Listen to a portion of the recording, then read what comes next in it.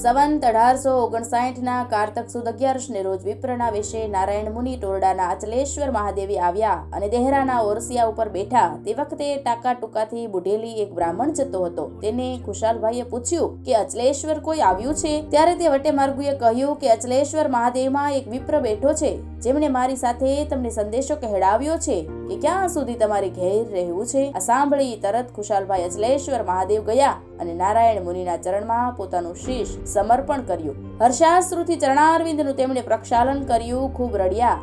પછી ગામજનોને ખુશાલભાઈએ કહ્યું કે ભગવાન તેડવા આવ્યા છે, તેથી હું જાઉં છું, પાછો આવીશ નહીં. ગામ લોકોએ તેમને પ્રાર્થના કરી કે અમને કંઈ આશીર્વાદ આપતા જાઓ. ખુશાલભાઈએ 2 આશીર્વચન કહ્યા. ગામમાં જુદી જુદી કોમો વસે છે, તેઓ જો સંપથી રહેશે તે વસ્તીમાં ઘણો વધારો થશે.